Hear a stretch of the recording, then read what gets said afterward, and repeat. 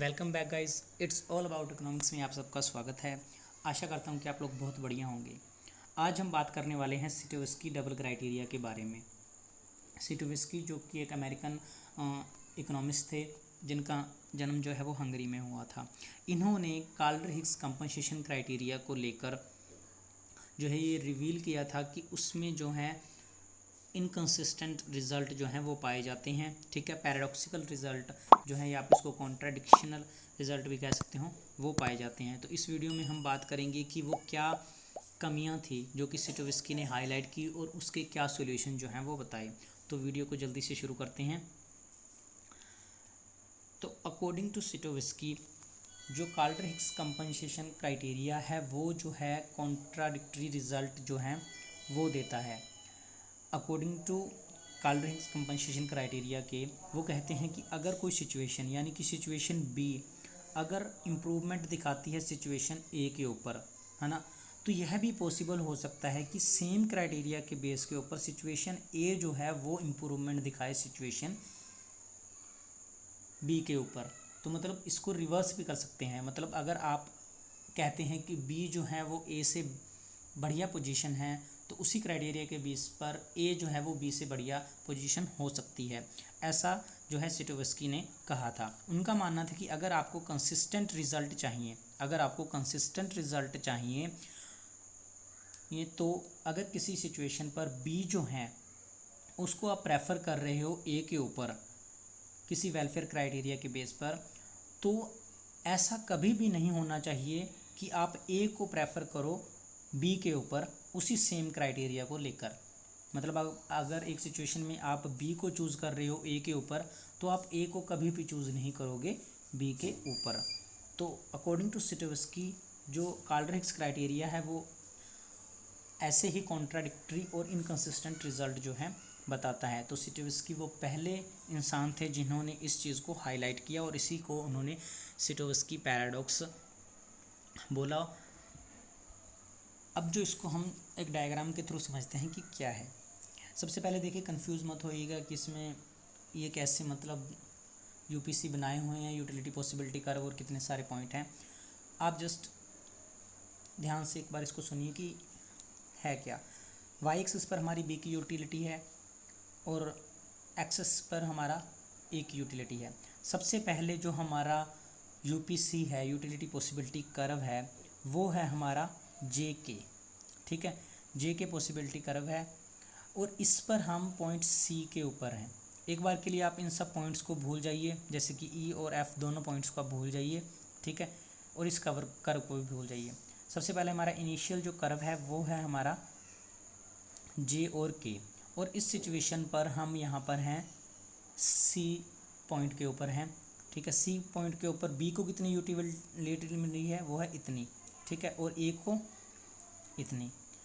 तो हम सपोज करते हैं कि पॉलिसी चेंज हुआ, किसी पॉलिसी चेंज की वजह से जो है हमको एक नया यूटिलिटी पॉसिबिलिटी कर्व मिला जो कि है जी और एच। अब इस पॉसिबिलिटी कर्व के साथ हम जो है उस पॉलिसी चेंज की वजह से सी पॉइंट से डी पॉइंट की तरफ मूव कर गए, सी से डी की तरफ शिफ्ट कर गए।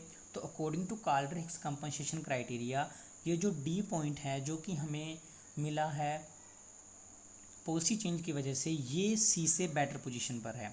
अब इस डी पॉइंट पर क्या हो रहा है, इस डी पॉइंट पर जो ए की यूटिलिटी है वो तो इतनी हो गई है। ठीक है, और बी की यूटिलिटी जो है वो इतनी रह गई है। तो इससे बी को जो है वो लॉस हुआ है। कितना लॉस हुआ है, इतना। और ए को बेनिफिट हुआ है कितना, यहाँ से लेकर यहाँ तक। तो ए जो है वो गेनर है और बी जो है वो लूज़र है। तो इस सिचुएशन में पॉलिसी चेंज की वजह से हम सी से डी पर आए। ठीक है, अब इस डी पॉइंट से अगर हम कंपनसेट करना चाहते हैं डी को तो उसके लिए हमें रीडिस्ट्रीब्यूशन करना पड़ेगा, और उस रीडिस्ट्रीब्यूशन के लिए हम ये जो कर्व है ई एच इसके ऊपर कहीं पर भी मूव कर सकते हैं। सपोज हम डी से लेकर एफ पॉइंट पर मूव आउट कर जाते हैं, जो कि बहुत ईजिली हो जाएगा क्योंकि एक ही यूटिलिटी पॉसिबिलिटी कर्व पर ये दोनों हैं। तो अब पॉइंट एफ के ऊपर जब हम आ जाते हैं तो यहाँ पर देखिए बी जो है वो फुली कंपनसेट हो जाता है क्योंकि ये बिल्कुल सी पॉइंट के बराबर का है। ठीक है, कुछ नहीं हो रहा है इस स्थिति में। लेकिन ए जो है वो फिर भी स्टिल बेटर ऑफ है। तो ए को अब भी नेट गेन हो रहा है, क्योंकि पहले सी की पोजीशन पर ए कहाँ पर था, यहाँ पर, ठीक। रीडिस्ट्रीब्यूशन, इकोनॉमिक चेंज और रीडिस्ट्रीब्यूशन करने के बाद भी ए कहाँ पर पहुँचा, यहाँ पर। तो ये जो बीच का गैप है ये जो है नेट इंक्रीज इन वेलफेयर है, ठीक। ये तो सिचुएशन थी कार्ल हिग्स कंपनसेशन क्राइटेरिया के अकॉर्डिंग। अभी तक तो ठीक है। तो प्रॉब्लम कहाँ पर आती है ना, अभी तक तो सब कुछ सही चल रहा है। तो प्रॉब्लम ऐसे आती है कि इस सिचुएशन में हमने क्या देखा कि सी से हम पॉलिसी चेंज की वजह से किस पॉइंट पर आए, डी पर, और डी के बाद हमने रिडिस्ट्रीब्यूशन किया, एफ पर आ गए। ये सारी सिचुएशन क्या दिखाती है कि जो पॉइंट डी है वो सी से प्रेफरेबल है, यानी हम कह सकते हैं कि डी पॉइंट जो है वो सी से अच्छा पॉइंट है according to Karl Hicks compensation criteria. तो ये आप याद रखिएगा, क्योंकि ये बाद में हम इसके ऊपर फिर से बात करेंगे कि डी जो पॉइंट है वो सी से बढ़िया पोजीशन पर है। सिचुएशन तो ये होगी। तो अब सिटोवस्की कहते हैं कि आपने अब यहाँ पर कहा कि डी पॉइंट जो है वो सी से बेटर है, लेकिन अगर हम इसको रिवर्स करें तो रिवर्स करते हैं तो वहाँ पर जो है ये सिचुएशन बिल्कुल ही उल्टी हो जाएगी। कैसे उल्टी हो जाएगी, देखिए। अब एक बार दोबारा से इसको देखते हैं, और अब हम ये मानते हैं कि हमारा ओरिजिनल जो है यूपीसी वो है जी और एच। ओरिजिनल यूपीसी जो है वो है जी और एच, और इनिशियल कंडीशन पर हैं हम डी कंडीशन पर हैं, ठीक है। इनिशियल कंडीशन पर है, शुरुआत में हम डी पर हैं, ठीक है। ये हम दूसरी सिचुएशन की बात कर रहे हैं।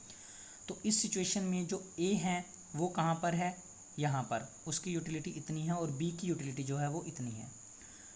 तो अब हम ये मानते हैं कि पॉलिसी चेंज हुआ। पॉलिसी चेंज की वजह से हमें एक नया यूपीसी मिला जो कि है जे और के मिला, और अब पॉलिसी चेंज की वजह से हम डी पॉइंट से ई पॉइंट की तरफ शिफ्ट कर जाते हैं, ठीक है। ई पॉइंट पर शिफ्ट कर जाते हैं। ई पॉइंट पर क्या हुआ, बी की यूटिलिटी इंक्रीज हो गई और ए की यूटिलिटी जो है वो पहले से कम हो गई। तो इस सिचुएशन में बी जो है वो गेनर हो गया और ए जो है वो लूज़र हो गया, यानी कि ए को लॉस हुआ। तो according to Karl Hicks criteria, अगर बी जो है अपने गेन का कुछ पोर्शन ए को दे देता है, कंपनसेट कर देता है, और फिर भी अगर बैट ऑफ रहता है तो वो जो है वेलफेयर में इंक्रीमेंट माना जाएगा। तो अब सी पॉइंट से देखिए हम इस यूपीसी के ऊपर जे और के ऊपर कहीं पर भी आ जा सकते हैं। तो अगर सी पॉइंट से हम ई पॉइंट पर आ जाते हैं, ठीक है, शिफ्ट कर जाते हैं, इनकम का रिडिस्ट्रीब्यूशन करते हैं, तो यहाँ पर देखिए हम ए जो है वो फुली कंपनसेट हो गया है, ए को कोई लॉस नहीं हुआ। लेकिन इस स्थिति में फिर भी जो है बी बेटर ऑफ है, क्योंकि पुरानी वाली कंडीशन में बी कहाँ पर था, यहाँ पर था, लेकिन अब वो कहाँ पर आ चुका है, यहाँ पर।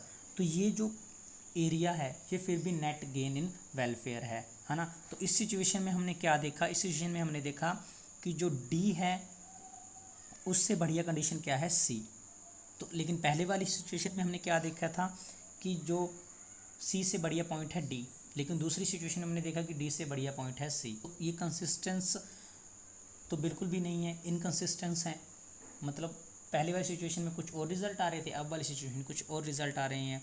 तो यही इसकी कॉन्ट्राडिक्टरी रिजल्ट की प्रॉब्लम जो थी, ये सिटोवस्की ने हाईलाइट की थी कि यही प्रॉब्लम है आपके क्राइटेरिया की। और ये प्रॉब्लम कब आएगी, ये प्रॉब्लम तब आएगी जब आपके दो यूपीसी, ठीक है, दो यूटिलिटी पॉसिबिलिटी कर्व जो है वो आपस में इंटरसेक्ट करेंगे, है ना। तो ये सिचुएशन तब अराइज होगी। तो अब इसको सोल्व करने का उन्होंने क्या तरीका बताया था, इसमें उन्होंने क्या बताया है कि अगर दो यूपीसी, ठीक है, उसमें इंटरसेक्ट करते हैं, यानी कि पॉलिसी चेंज से पहले वाला यूपीसी और पॉलिसी चेंज होने के बाद वाला जो यूटिलिटी पॉसिबिलिटी कर्व है, अगर वो इंटरसेक्ट करते हैं तो आपको कॉन्ट्राडिक्टरी रिजल्ट मिलेंगे। तो इसको सॉल्व करने के लिए उन्होंने अपना जो है डबल क्राइटेरिया दिया। डबल क्राइटेरिया हम इसको इसलिए बोलते हैं क्योंकि उन्होंने इसमें दो कंडीशन रखी।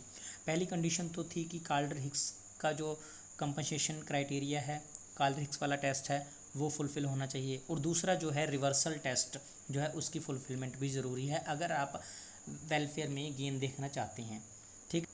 तो उनके अकॉर्डिंग क्या था कि अगर किसी चेंज, इकोनॉमिक चेंज की वजह से, ठीक है, और जो गेनर है वो अगर लूज़र्स को मना लेता है, ठीक, इनको लॉस हो रहा है, उनको मना लेता है कि आप इस चेंज पॉलिसी चेंज को एक्सेप्ट करें। साथ ही जो लूज़र्स हैं वो गेनर को ये ब्राइब नहीं कर पाते या उनको नहीं मना पाते कि आप ये चेंज मत लेके आए, तो उस सिचुएशन को हम एज ए इम्प्रूवमेंट लेंगे, जिसमें क्या हुआ कि गेनर जो है वो तो लूज़र को कंपनसेट कर पा रहा है, लेकिन लूज़र जो है वो गेनर को इतना अमाउंट, सफिशेंट अमाउंट नहीं दे पा रहा कि वो पॉलिसी चेंज ना लेके आए। तो इसका मतलब है कि रिवर्सल नहीं होगा कुछ भी, है ना, कि अगर गेनर लूज़र को मना रहा है, मना पा रहा है या एबल है, ठीक है, कंपनसेट करने में, और सेम सिचुएशन पर ऐसा नहीं होना चाहिए कि लूज़र भी उसको जो है या जिसको लॉस हो रहा है वो भी उसको कंपनसेट कर दे कि आप पॉलिसी चेंज मत लेके आई। तो दोनों कंडीशन साथ में नहीं होंगी, ठीक है, पॉसिबल है, ठीक है। तो इसको समझने के लिए हम एक डायग्राम के ऊपर चले जाते हैं। अब यहाँ पर देखिए सेम डायग्राम है, वाई एक्सिस पर आपकी बी की यूटिलिटी है, ए एक्सिस पर आपकी ए की यूटिलिटी है। इनिशियल पोजीशन पर हमारा जो यूटिलिटी पॉसिबिलिटी कर्व है वो है सी और डी, और हम क्यू पॉइंट पर हैं। अब इसके बाद पॉलिसी चेंज होता है, उसकी वजह से हमारा जो है यूपीसी वो शिफ्ट कर जाता है और हमको एक नया यूपीसी मिलता है, वो मिलता है ई से लेकर एफ के ऊपर। क्यू पॉइंट से जी पॉइंट की तरफ शिफ्ट कर जाते हैं, जो कि एक काल्डर-हिग्स कंपनसेशन क्राइटेरिया के अकॉर्डिंग एक बेटर पॉइंट है।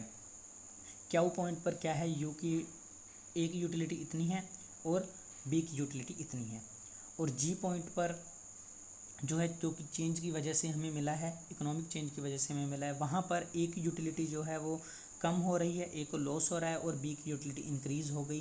तो ये जो है वो बी का इंक्रीमेंट है, बी का गेन है, और ये जो है वो लॉस दिखा रहा है ए का।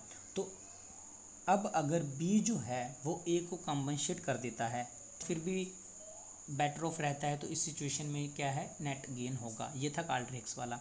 तो अब इस जी पॉइंट से हम, ठीक है, आर पॉइंट पर आसानी से शिफ्ट कर सकते हैं, क्योंकि ये एक ही यूपीसी पर है, यूटिलिटी पॉसिबिलिटी कर्व पर है।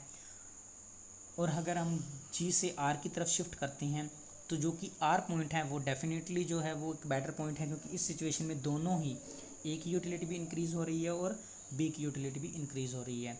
तो इसमें कोई शक नहीं कि आर जो है वो बेटर पॉइंट है। तो अब यहाँ पर जो है काल्डर-हिग्स कंपनसेशन क्राइटेरिया तो फुलफिल होता ही होता है कि जो क्यू पॉइंट है उससे बेटर क्या है, जी पॉइंट, क्योंकि जी से हम आर पॉइंट पर आसानी से पहुँच सकते हैं। फर्स्ट टेस्ट फुलफिलमेंट हो गया। अब दूसरा क्या है, रिवर्सल टेस्ट। अब रिवर्सल टेस्ट क्या है, रिवर्सल टेस्ट है कि एक सिचुएशन में हम, जैसे इकोनॉमिक चेंज की वजह से हम क्यू से जी पर तो जा पा रहे हैं, लेकिन ऐसा पॉसिबल नहीं होना चाहिए कि कोई जी से वापस क्यू पर पहुंच सके। क्यों? क्योंकि इस यूपीसी, यूटिलिटी पॉसिबिलिटी कर्व के ऊपर हम कहीं पर भी मूव करें, यहाँ पर हमें कोई भी ऐसा पॉइंट नहीं मिलेगा जो कि जी से बेटर हो।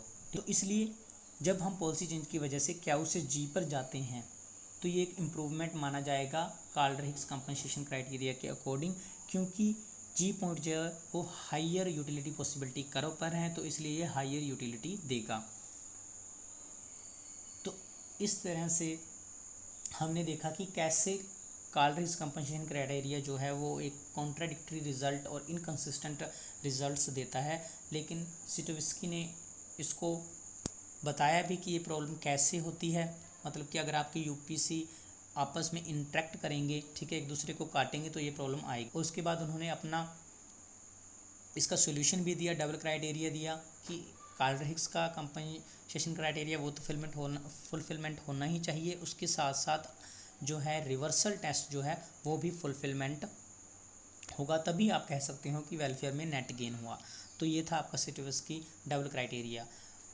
ज़्यादा मुश्किल नहीं है, अगर आप इसको आराम से साथ के साथ डायग्राम बनाकर करेंगे तो ये आसानी से आपकी समझ में आ जाएगा। आप इसको 1 बाय 1 कीजिए कि पहले एक सिचुएशन में आप कहाँ पर थे, उसके बाद दूसरी सिचुएशन में आप कहाँ पर पहुँचे। एक सिचुएशन में जो है सी जो है वो दिखा रहा था कि सी से बड़ा डी पॉइंट है, लेकिन दूसरी सिचुएशन में ये दिखाया जाता है कि जो सी पॉइंट है वो डी से बेटर है। तो उसके बाद आप तीसरी सिचुएशन में यहाँ पर आएंगे और देखेंगे ये डबल क्राइटेरिया क्या है, तो आपको आसानी से समझ में आ जाएगा।